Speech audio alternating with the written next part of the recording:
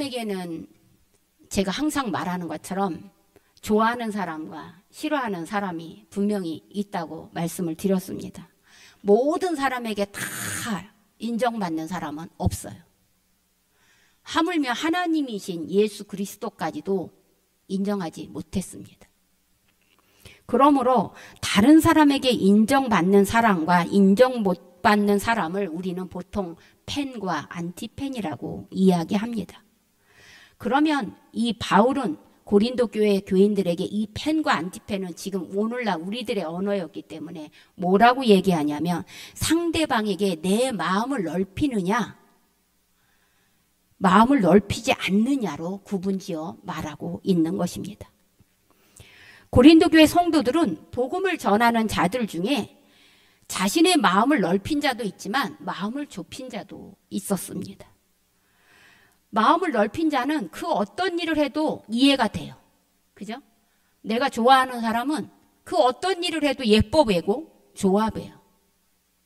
근데 내가 마음을 좁힌 자는 그 어떤 일을 해도 이해가 되지 않고 오해가 되지. 지금 바울은 자신에게 고린도 교회 성도들이 마음을 넓히지 못하고 있어요. 고린도 교회를 누가 세웠냐면 바울이 세웠는데 그런 바울에게 고린도 교회 사람들이 마음을 넓히지 못하고 왕따시키고 있는 거예요. 안티팬이 되고 있는 거예요.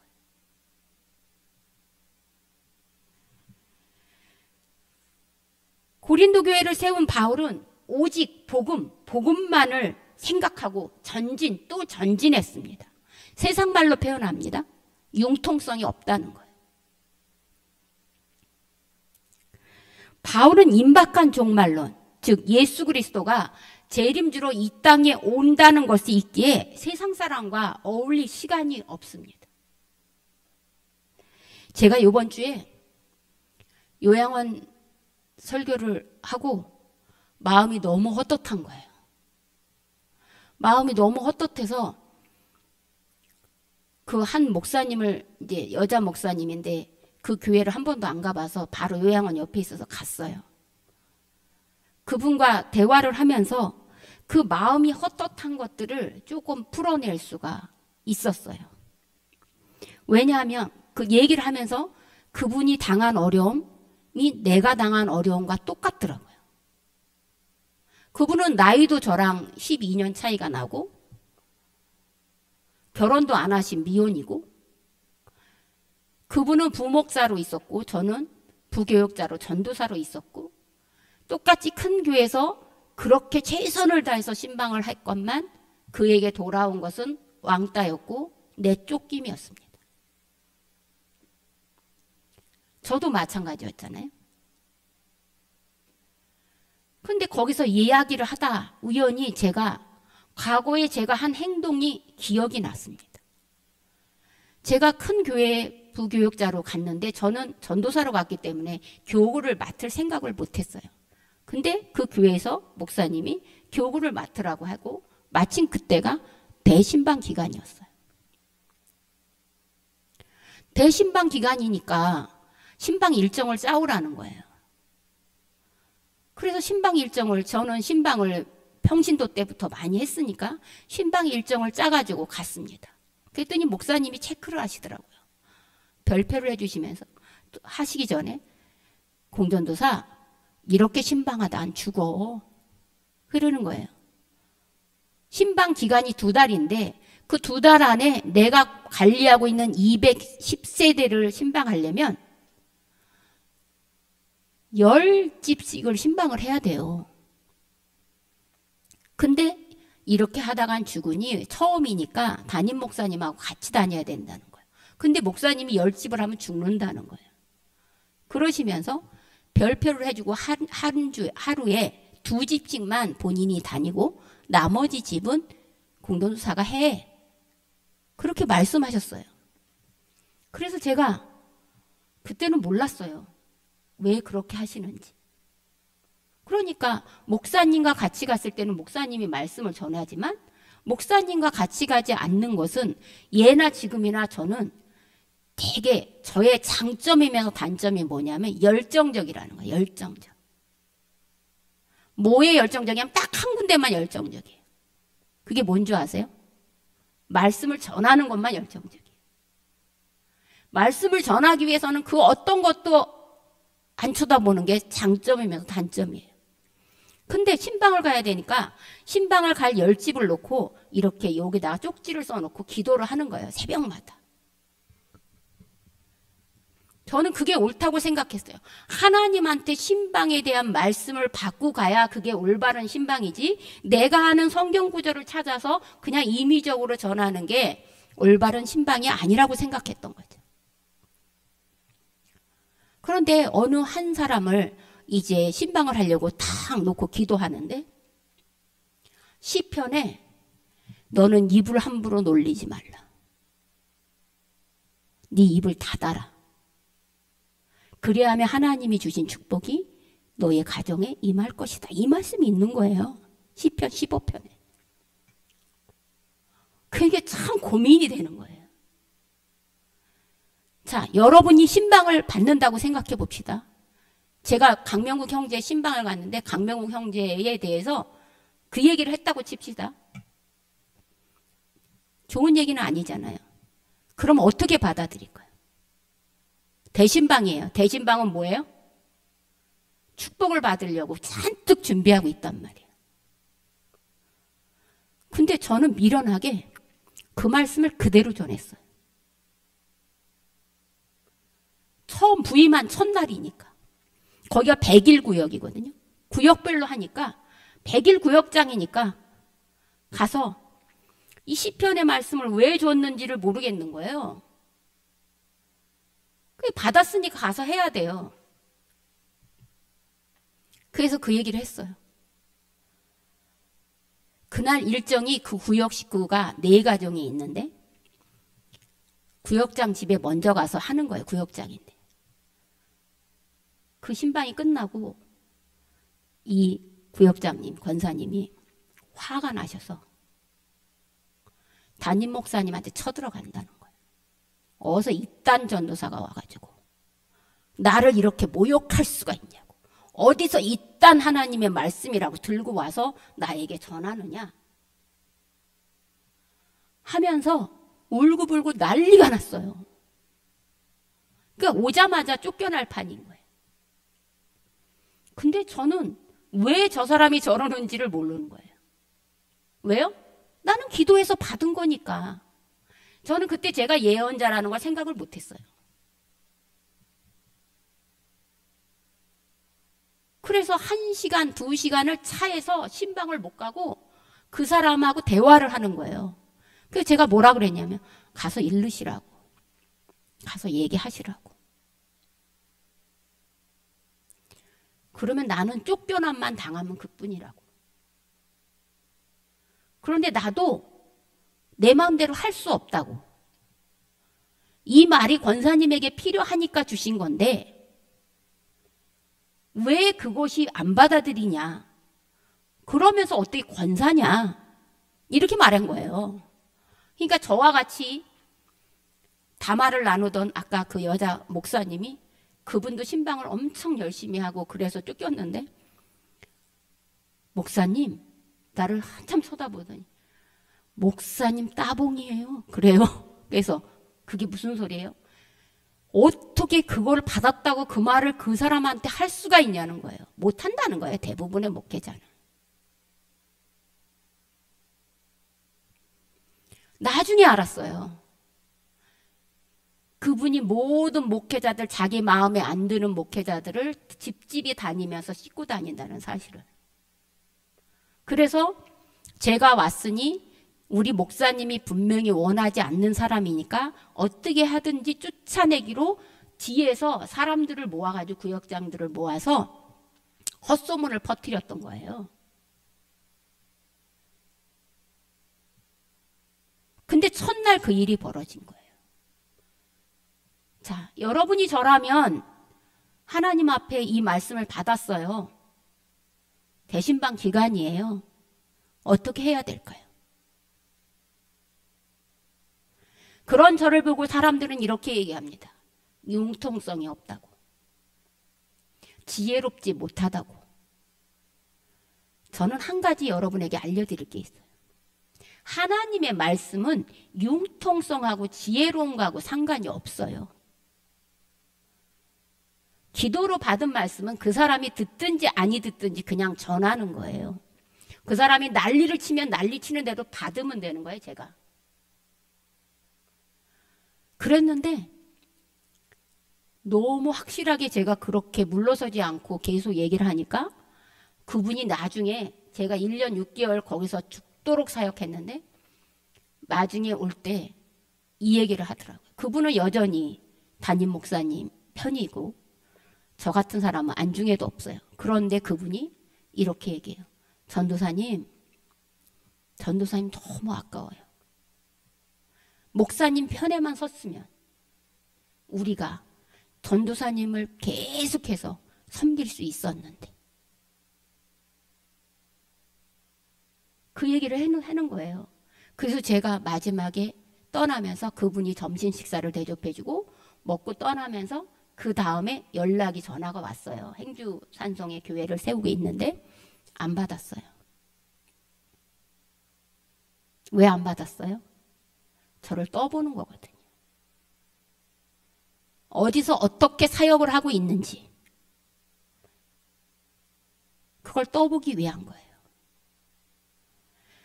목회자는 융통성이 있어서는 안 돼요. 하나님의 말씀을 받으면 그건 융통성하고 상관이 없는 거예요. 바울이, 제가 그렇다고 해서 바울과 똑같다는 얘기를 안 해요. 저는 바울의 발뒤꿈치도 따라갈 수 없어요. 바울은 오직 복음. 그래서 세상 정말 예수 그리스도가 심판주로 곧 오실 건데 내가 어떻게 세상 사람들하고 히히닥거리고 놀고 있어요. 그러니까 돌을 던지더라도 맞고 또 일어서서 한 사람이라도 예수가 그리스도입니다라고 말해줘야 되는 거예요. 그러면서 지금이 바로 구원의 날이고 지금이 은혜의 날이라고, 그러니까 여러분 제발 예수를 그리스도로 믿고 구원받으라고 그렇게 전하는 거예요. 근데 바울을 만나기만 하면 뭐만 전해요? 예수 그리스도만 전하니까 고린도 교회에 있는 사람들은 식사한 거예요. 싫은 거예요. 같이 재미도 느껴야죠. 골프도 쳐야죠. 테니스도 해야죠. 맛있는 거 먹으러도 가야죠. 노래방도 가야죠. 안 하는 거예요. 그래서 고린도 교회 교인들이 어떻게 합니까? 마음의 문을 좁히고 있는 거예요. 바울에게 마음을 안 주고 있는 거예요. 그러니까 바울이 어떤 편지를 써도 들어오지가 않는 거예요. 마침 그때 고린도 교회에 거짓 교사들이 있었잖아요. 그들은 당신 테니스 칩니까? 나도 테니스 칩시다. 같이 쳐주고. 당신 노래방 가는 거 좋아하는군요. 나도 노래방 가겠습니다. 당신 술 먹는군요. 그럼 술 드십시오. 저는 음료수 먹고 있겠습니다. 당신 이방신 섬기는군요. 섬기고 오세요. 내가 밖에서 기다리고 있을게.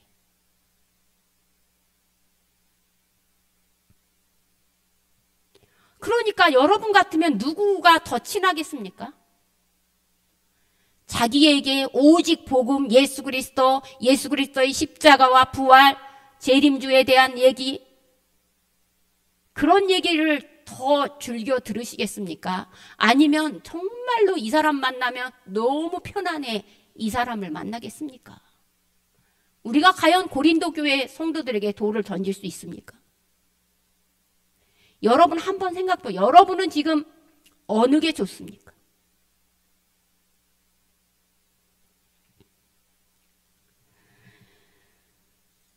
그래서 지금 바울은 하나님의 구별된 삶을 살기 위해서 나는 애쓰고 있다는 말을 이렇게 표현합니다.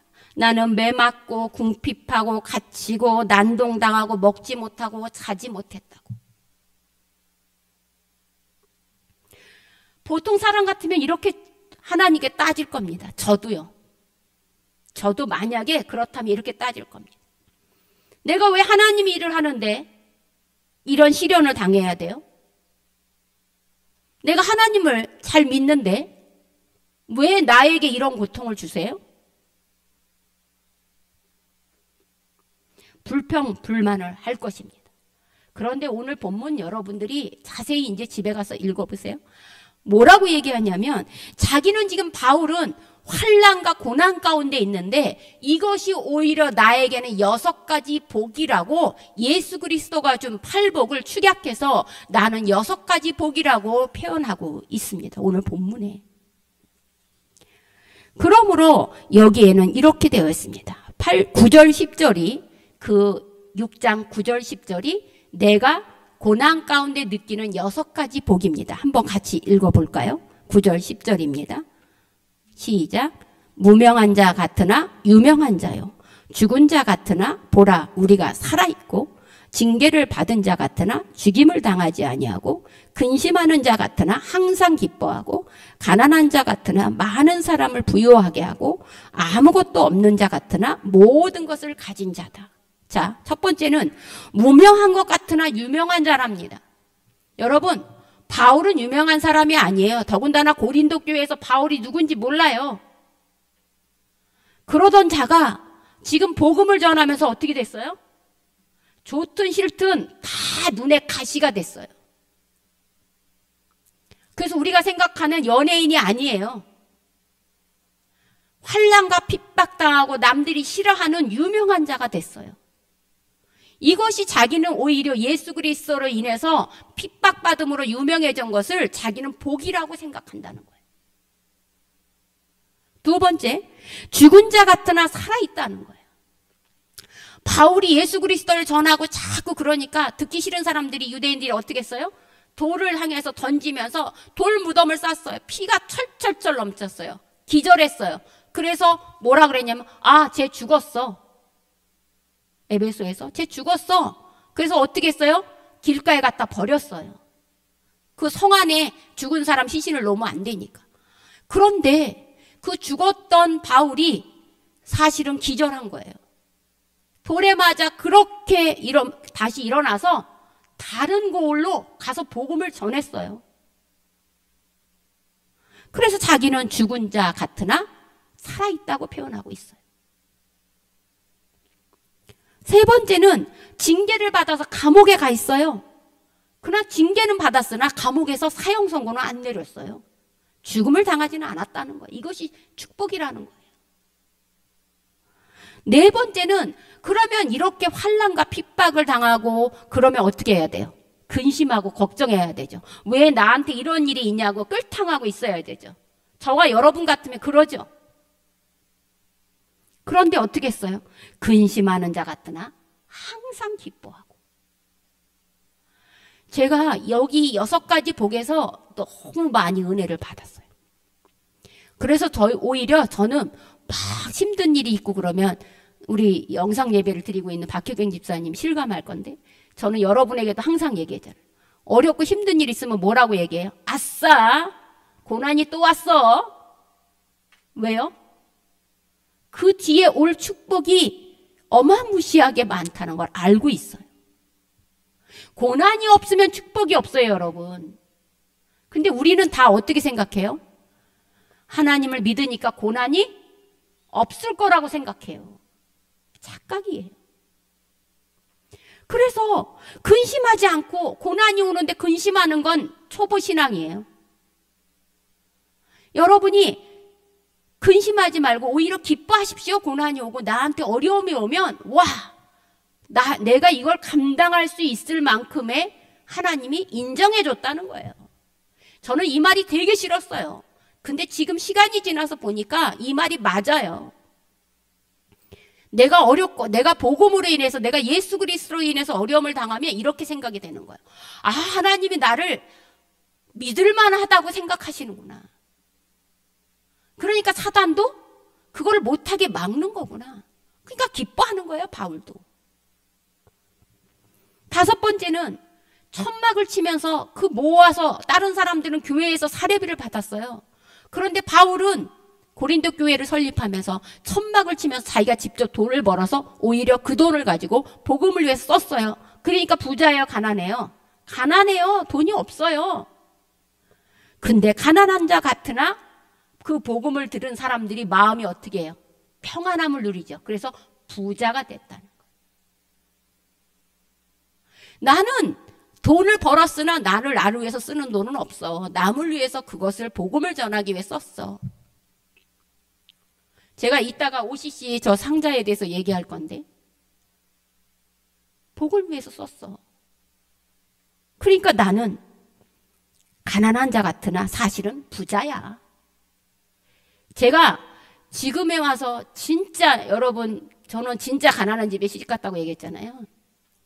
근데 지금에 와서 이렇게 남한테 꾸지 않고 살 수 있는 건 저는 하나님을 항상 믿어요. 항상. 다른 건 몰라도 제가 경제적인 부분만큼 하나님을 믿어요. 쌀이 떨어져서 정말로 쌀이 없을 때도 저는 한 번도 친정을 가본 적도 없고 자매들에게 손을 벌려본 적도 없어요. 병원비가 없어도 안 갔어요. 뭐라고 하냐면 하나님이 계시잖아요. 하나님, 내가 이 집에 시집 와서 이게 하나님이 뜻이면 이렇게 하시면 안 되잖아요. 하나님께 손을 벌렸어요. 그래서 이 사람은 뭐라고? 아무것도 없는 자 같으나, 자 보십시오. 매일 매만 맞고 복음만 전하고 결혼도 안 했고 질병을 가지고 있고, 그죠? 생긴 것도 못생기고 말도 못하고, 그런 그가 아무것도 없는 것 같으나 사실은 모든 것을 가진 자라고 6가지 복을 얘기해요. 여러분, 저는 팔복, 예수님께서 복이 있으라, 심령이 가난한 자는 복이 있으라, 그래야 하면 너희가 하나님의 나라를 볼 것이요, 이렇게 말한 팔복이 굉장히 중요합니다. 그런데 바울이 말한 고난의 육복, 고난의 육복이 저는 실제적인 삶 속에서는 정말 그것이 힘이 되더라고요. 고난을 당하시면 안 되죠. 그런데 우리가 고난을 당할 날이 와요. 언젠가는. 매번 그렇게 오진 않아요. 그 고난을 이길 수 있는 힘을 얻으려면 이 바울의 육복을 여러분이 깊이 한번 생각해 보십시오. 바울과 그 일행이 이렇게 아무것도 가진 건 없는 것 같으나 모든 것을 가진 자라고 나는 축복받은 자입니다 라고 고백하고 있어요. 지금 왕따 당하면서 고린도 교회의 성도들, 자기가 키운 고린도 교회 성도들한테 왕따 당하면서 배신당하면서, 그럼에도 자기는 모든 것을 가진 자라고 말하고 있습니다. 왜냐? 바울은 고린도 교회 성도들이 자기에게 마음의 문을 넓히지 않고 좁히고 있다는 것을 알기 때문입니다. 자기더러 고리타분하다고 얘기하고 융통성이 없다고 얘기해서 나는 당신들이 말하는 거는 싫습니다라고 거부한다는 거예요. 바울이 안티팬이 돼버렸어요. 여러분, 포도원지기 교회 성도들이 저의 안티팬이 되면 어떨까요? 저는 바울처럼 그 고백 못할 것 같아요. 그러면서 너희는 13절 끝에 바울은 너희의 마음을, 나를 향한 너희의 마음을 넓히라고 권면하면서 마음을 좁혀야 할 대상은 내가 아니라 따로 있다고 오늘 본문, 확실히 오늘 본문에 이야기하고 있습니까? 그들이 누구일까요? 자신에게는 마음의 문을 닫고 있는 고린도 교회 사람들에게 너희가 마음을 좁혀야 될 사람은 이 사람들이다 라고 하면서 믿지 않는 자들과 멍에를 함께 매지 말라라고 얘기하고 있습니다. 이 말은 믿지 않는 자들에게 마음을 좁히라는 뜻이에요. 우리는 예전에 경운기가 없을 때 누가 밭을 맸어요? 소가. 근데 우리는 한 마리가 메고 갔어요? 쟁기를 2마리가 메고 갔어요? 우리나라는 한 마리죠. 우리나라는 그렇게 부유한 나라가 아닙니다. 한 마리가 뒤에 삽을 이렇게 해가지고 끌고 갔어요. 농부가 이렇게 잡고. 그런데 팔레스타인은요, 농사 지을 때 2마리의 소가 같이 매요. 그거를 2마리가 이렇게 가야 되니까 요 사이에 마차처럼 멍에를 갖다 얹어요. 그리고 나서 주인이 이래야 하면 가는 거예요. 2마리가 가기 때문에 훨씬 더 빠르죠. 그런데 문제는 어떤 거냐? 두 마리의 소가 서로 목적이 같아야지 곧바로 갈 거 아니에요. 근데 한 마리가 내가 얘가 마음에 안 들어. 그래서 어떻게 해요? 잉 하고 자꾸 딴 데로 가려고 그래. 그러면 저 목적지까지 갈 수 있어요, 없어요? 못 간다는 거예요. 그러면서 믿지 않는 자들과 멍해를 같이 매지 말라라고 얘기하고 있는 거예요. 그러면 믿지 않는 자들하고는 사귀지도 말라는 거예요? 안 사귀면 좋죠. 근데 안 사귀고 어떻게 살아요? 못 살죠. 그러니까 어떻게 하라는 거예요? 짝을 짓지 말라는 거예요. 짝 짓지 말라는 거예요. 짝을 짓는다는 것은 여러 방법도 있어요. 우리는 믿는 사람도 다 똑같아요. 맞아요. 사람이기에 똑같아요. 그래도 나아요. 왜 날까요? 안 믿는 사람은 지옥으로 갈 사람이지만 믿는 사람은 하나님께 심판을 받을 거거든요.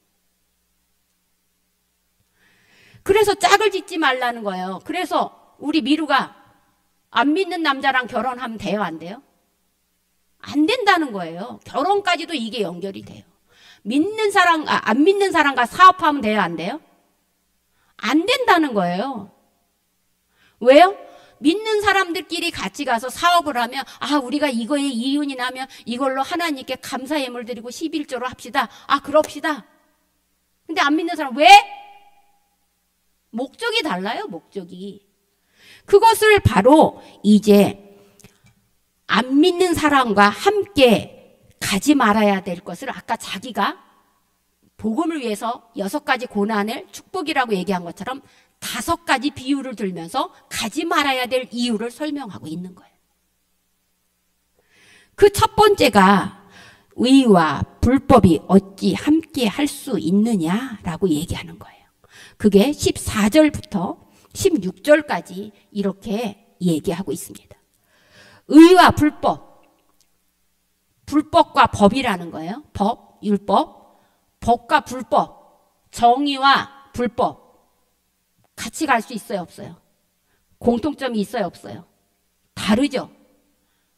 다르기 때문에 같이 갈 수 없다는 거예요. 두 번째는 빛과 어둠은 무슨 관계예요? 상극 관계예요. 빛이 오면 어둠은 물러나게 돼 있어요. 어둠이 오면 빛이 물러나게 돼 있어요. 상극 관계인데 어떻게 짝을 지어 같이 갈 수 있냐? 그리스도와 벨리알, 그리스도는 우리가 알아요, 예수. 벨리알은 누구예요? 사탄의 우두머리를 사람 이름으로 표현한 거예요. 그래서 성경을 읽어보면 벨리알이라는 말이 가끔 나와요. 그 벨리알은 하나님이 사람이 된 것이 예수 그리스도라면 사탄이 사람이 된 것이 벨리알이에요. 그래서 그리스도와 벨리알은 일치할 수가 없어요. 왜요? 하나님은 이 사람들을 구원하는 게 목적인데 벨리알은 이 사람들을 어떻게 하는 게 목적이에요? 죽이는 게 목적이에요. 하나님은 살리는 게 목적인데 이 사람은 죽이는 게 목적이에요. 목적이 다른데 어떻게 한 배를 타고 갈 수 있냐는 거예요. 안 믿는 사람과. 네 번째는 믿는 자와 믿지 않는 자가 무슨 상관이 있냐? 아까 제가 미루한테 결혼할 대상자가 안 믿는 청년하고 결혼하면 어떻게 돼요? 제가 전도하면 되죠. 목사님 택도 없는 소리 하지 마세요. 안 믿는 사람과 결혼하려면 저한테 인사도 시키지 마세요. 잘 들으세요. 청년들. 종교관이 달라요. 종교관이. 처음에는 연애하느냐고 다 좋아요. 다 좋아. 저는 어저께 뭔가 이렇게 핸드폰을 많이 사가 어떤 어머니가 사진을 찍어서 올린 걸 봤어요. 은기 잘 들어요. 아들을 낳아 지극정성으로 키우신 어머님들 보면 한탄의 소리가 울리는 사진. 그리고 올라왔어요. 그래서 봤더니 지하철인데요. 혹시 여러분 보셨나요? 남자애가 지하철에 쪼그리고 앉아서 핸드폰을 보고 있어요. 그래서 자세히 그 사진을 이렇게 위에 봤더니 남자의 등에 여자애가 앉아서 의자로 쓰고 있어요. 그러면서 남자의 등에 엉덩이를 대고 자기가 핸드폰을 하고 딱 이러고 앉아 있는 거예요. 고은이 그러면 안 돼. 우리 남자들 불쌍해. 야, 내가 아들 하나 낳은 죄로 내가 얘기하는데 우리도 개를 귀하게 키웠단다.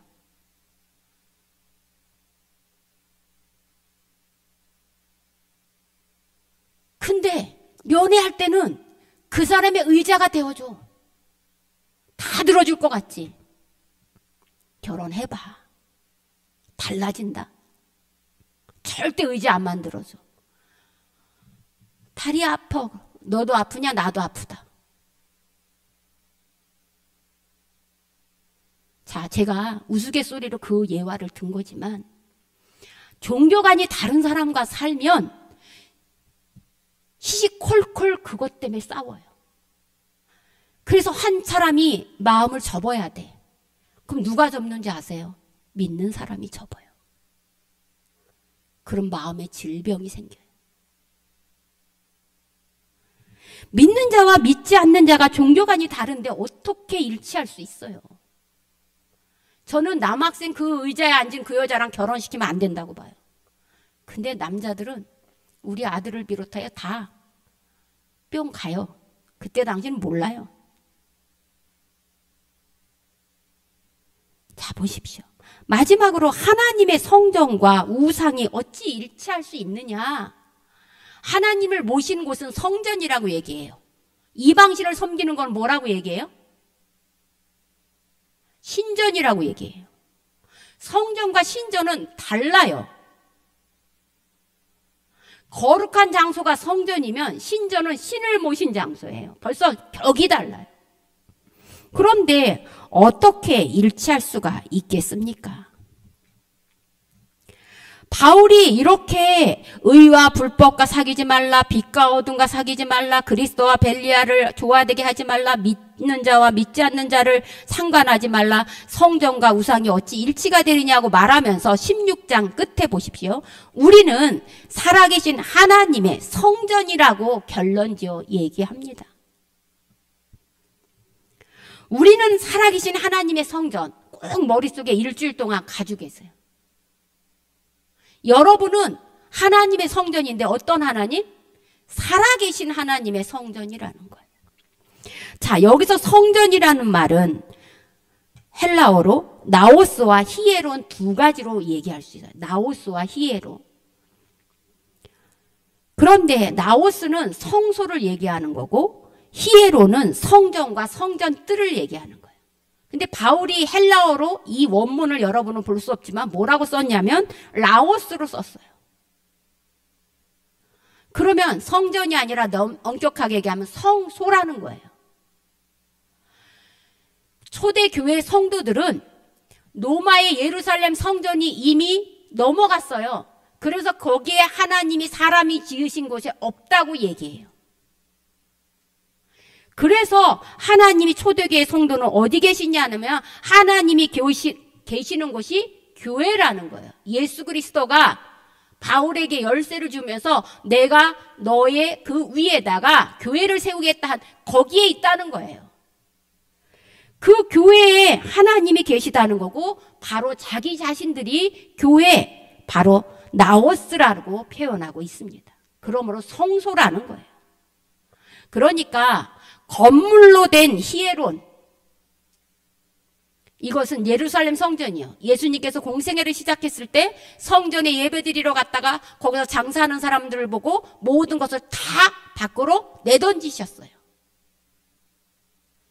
그러면서 이곳은 거룩하신 곳이고 이곳은 만민이 기도하는 곳이다 하면서 장사하는 것들을 다 버린 것처럼 바로 초대교회 성도들은 성전을 라오스라고 믿고 있는 거예요. 교회라고.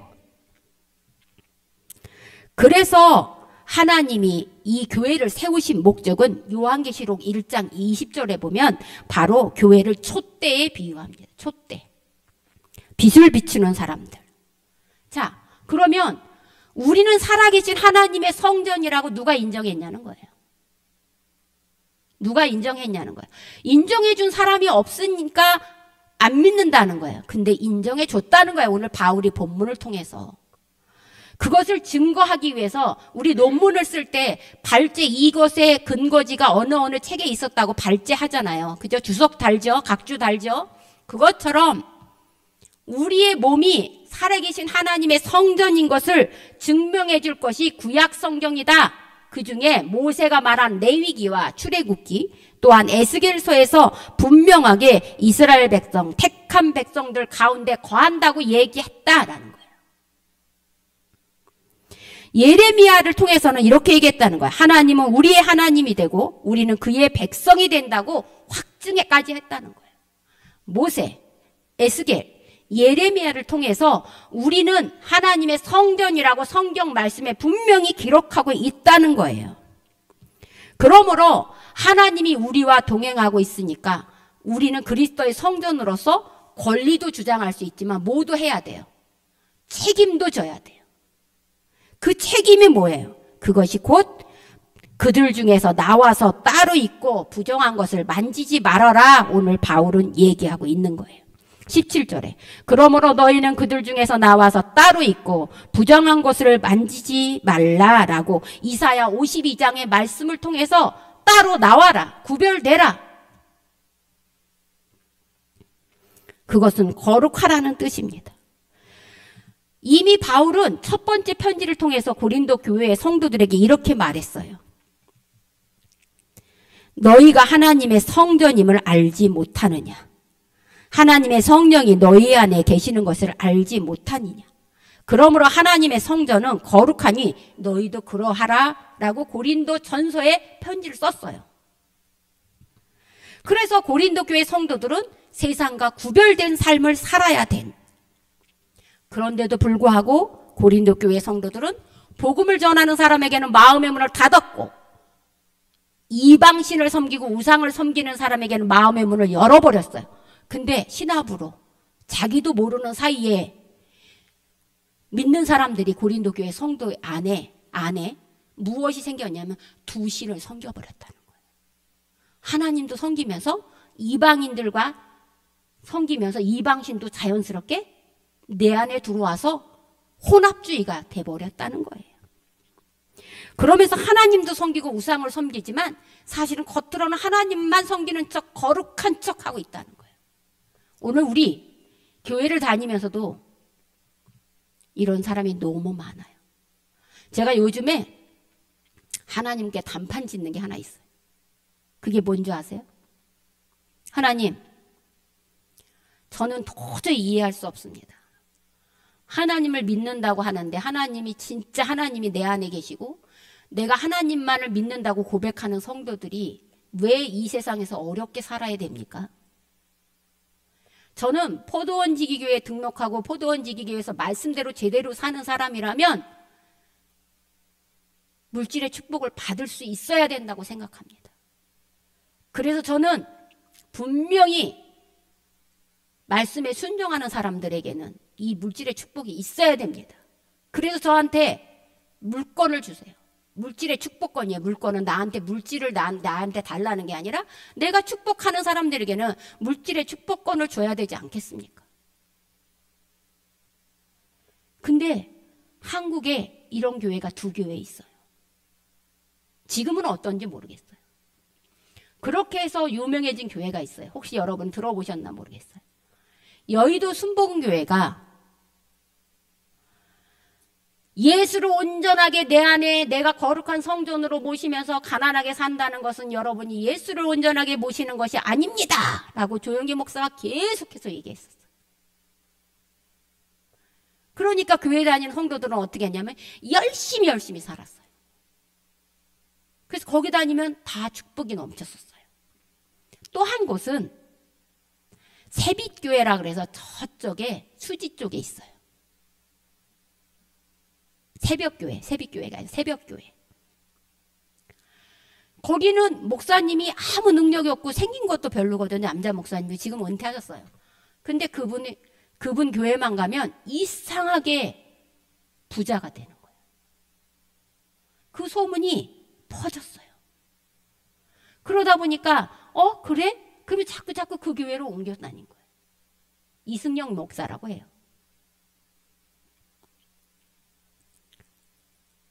그래서 그렇게 교회가 잘 되고 부자가 점점 많아지니까 이제 총회장으로도 나오게 됐어요. 자, 이방신을 섬기지 않아도 하나님을 섬겨도 내가 하나님 앞에 간절히 바라고 내가 하나님과 그리스도의 성전이 되면, 하나님의 성전이 되면, 하나님을 모시고 살면 얼마든지 축복을 받을 수 있어요.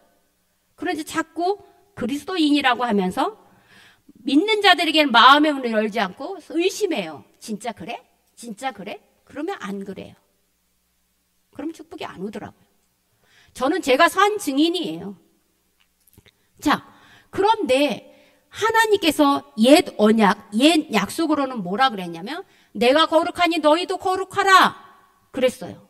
그래서 이들은, 옛날 사람들은 거룩한 것이 예배만 드리면 되는 건 줄 알았어요. 그래서 마음은 딴 데가 있으면서 또 자꾸 예배만 가서 소와 양을 잡아서 드렸던 거예요. 그래서 나중에 하나님께서 식상에서 뭐라 그랬어요? 나는 마음에 없는 제사는 받지 않겠다. 오지 마라. 길을 막겠다. 라고 얘기했어요. 그래서 결론, 예수 그리스도를 보내줌으로써 이제 새로운 약속을 우리에게 주셨어요. 뭐예요? 너희의 마음을 나에게 줘라. 그래서 구별된 삶으로 너희가 이 약속을 지키라고 얘기합니다. 7장 1절에는요. 우리가 오늘 본문 7장 1절에 그런즉 사랑하는 자들아, 이 약속을 가진 우리는, 이 약속은 새 약속이에요. 예수 그리스도가 우리에게 주신 약속. 그 약속을 가진 우리는 하나님을 두려워하는 가운데 그랬어요. 전제 조건이 뭐예요? 하나님을 두려워하는 거예요. 다른 말로 하면 하나님 경외예요. 하나님을 두려워한다는 거, 어머 무서워 나 두려워 이게 아니라요. 내 마음속에 하나님보다 더 사랑하는 것을 두지 말라는 소리예요. 내가 우선으로 생각하는 게 하나님이라는 거예요. 물질의 축복도 받아야, 건강의 축복도 받아야, 승진하셔야 돼요. 성적 좋아야 돼요. 장학생 돼야 돼요. 콩쿨 나가야 돼요. 다 돈도 잘 벌어야 돼요. 그런데 우선 조건은 아니라는 거예요. 우선 조건은 하나님이 내 안에 같이 계시고 하나님보다 더 좋아하는 것들을 내 안에서 자꾸 어떻게 하래요? 제거시켜야 된다는 거예요. 이게 새 언약이에요. 그래서 여기에 온갖 더러운 것들이라고 표현했어요. 7장 1절에. 육과 영의 온갖 더러운 것을 버리고 자신을 깨끗하게 하자고 오늘 말하고 있습니다. 온갖 더러운 것에서 빠져나오셔야 돼요. 그거는 도덕적, 종교적, 육체적, 영적 모두 해당됩니다. 사랑하는 포도원지기 교회 성도 여러분, 당신은 하나님의 성전입니다. 그러면 그 성전으로서 우리는 무엇을 해야 될까요? 분명히 살아계신 하나님의 성전이라고 얘기했습니다. 그것은 내 안에 살아계신 누가 있다는 거예요? 하나님이 있다는 거예요. 살아계신 영, 그게 뭐예요? 성령. 성령이 내 안에 있기 때문에 바로 성전이기 때문에 뭐 해야 돼요? 우리는? 성전에 와서 뭐 해야 돼요? 기도해야 돼요. 찬양해야 돼요. 말씀해야 돼요. 그러므로 살아계신 하나님의 성전이 되기 위해서 이 안에 기도와 말씀과 찬양이 가득 차고 넘쳐야 돼요. 그거는 하나님을 두려워하고 경외하는 데서 생길 수 있어요. 그런데 우리가 불법과 어둠과 벨리알과 믿지 않는 자, 우상과 함께 그 목적지를 향해서 갈 수는 없어요.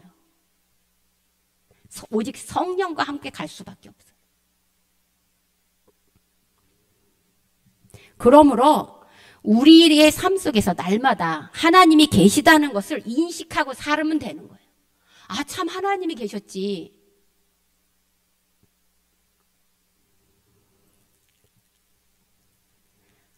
저는 오늘 결론적으로 여러분에게 말씀드리겠습니다. 하나님은 나의 여호와입니다. 따라해 보세요. 하나님은 나의 여호와입니다.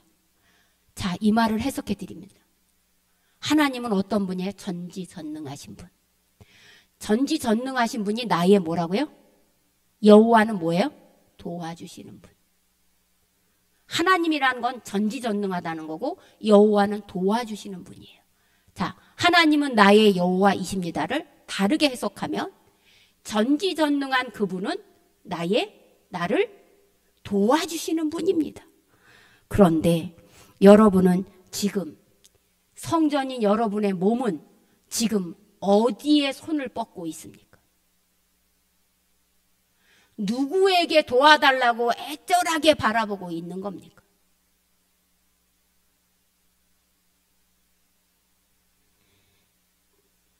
그러므로 내 힘으로는 결코 거룩한 성전의 삶을 살 수는 없습니다. 오로지 전지전능하신 그 나를 도와주시는 분만이 그분에게 내 손을 잡아달라고 동행해달라고 부탁하고 앞길을 향해 나아가는 여러분이 되시기 바랍니다. 그래서 고린도 교회 교인들처럼 복음을 전하는 자에게는 오히려 마음을 좁히고 세상 사람들에게는 마음을 넓히는 잘못을 저지르지 마시고 오히려 복음의 말씀이 내 안에서 마음을 넓히고 오히려 세상 사람들과 동행하고 합치고 그들과 짝을 짓는 일들은 자꾸 내 안에서 없어지게 해달라는 그런 신앙인들이 되시기 바라겠습니다. 당신의 몸은 하나님의 살아계신 하나님의 성전입니다.